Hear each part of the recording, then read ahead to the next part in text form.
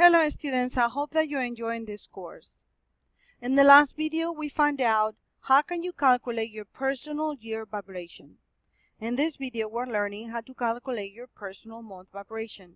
And it's a very short video, it's extremely easy. So we're going to go to the blackboard and we're going to, of course, use our example for Ada Winland. And remember that in the last video, we found out Ada Winland's personal year vibration number.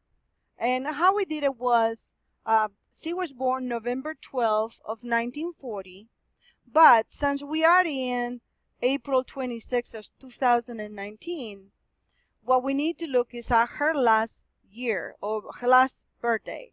And her last birthday would have been November 12th of 2018.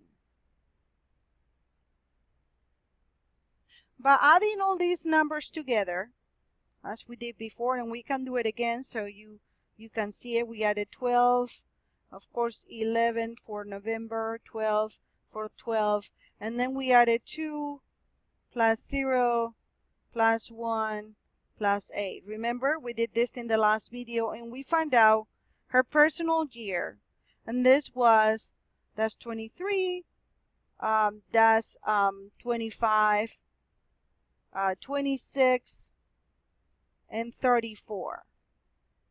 And of course 3 plus 4 was 7. And so when she is looking at her personal year vibration numbers, she would look under 7. And remember that I'm going to be providing the tables. So if your number was not 7 and it was a different personal vibration number for the year, then you can go and look your number.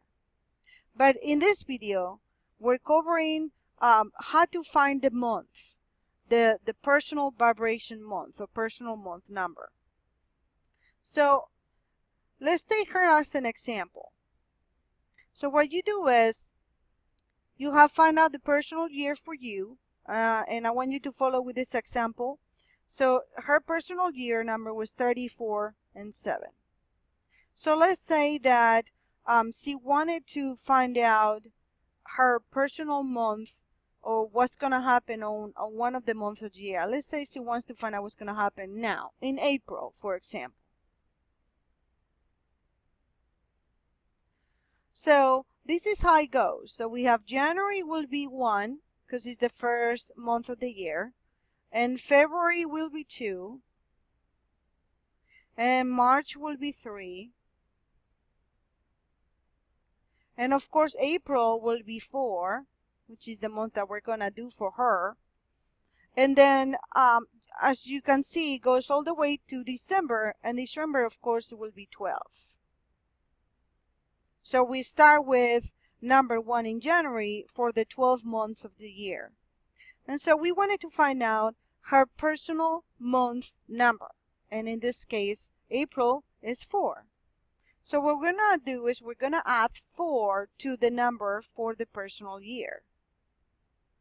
So that will be 38. You see what we did? We added the number for the month that we want to find out, added to the personal year. This gives us 38, and 3 plus 8 is 11, which is a master number, so we can't reduce anymore. So her vibration for the month for April will be 11. Now remember that when we're talking about yearly vibration, it is more of a temporary thing. We're not talking about a lifetime vibration. Remember, we found that before. Then, of course, when we're talking about month, it's going to be a temporary vibration that she's going to encounter. And of course, you can find what the number 11 is by looking at the personal month table. Now, personal numbers, I can see, I'm going to give you some of the keywords for the period numbers of personal months so you can see and compare. So let's say that for your personal month, you got the number 1. So if you got number 1, your original is going to be a year for you in which you have to do major decisions and action about something, and new starts. It could be a new start with business, or a new start of venture. If you're number 2 in this month, you're going to encounter harmony and cooperation, meditation, and it's going to be a little passive for you. If you have number 3, you're going to be a little scattered this month. Maybe you're looking for some entertainment or some self-expression. Number 4, you got number 4, this is a month of work and order, and you're gonna start building foundations or find practicality. If you have 5 as your month of personal month vibration number, then you're going to have change, freedom, and new intellectual interest or travel. For number 6, this is a month in which you have to concentrate on your family and your health. And probably if you are working in a social or healing profession in which you have to focus on your work, listening to others, and being of service to others. Number 7 is a month of self-analysis for you and achievement, and be careful also about health problems. Number 8 is you're going to be worried about money and power, something related with business or responsibility.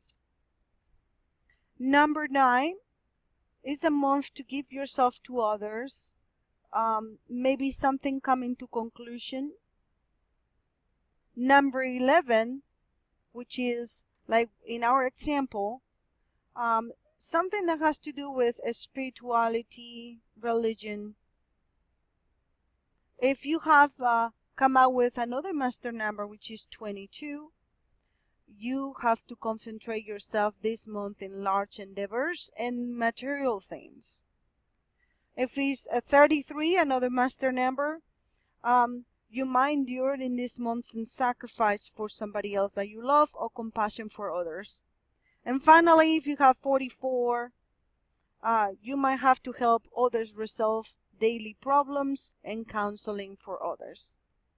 You will be finding more information on the tables, but normally those are the numbers that will show the most for personal months. We're going to talk more in the next module about how God uses numbers to geometrize the universe. I'll see you soon.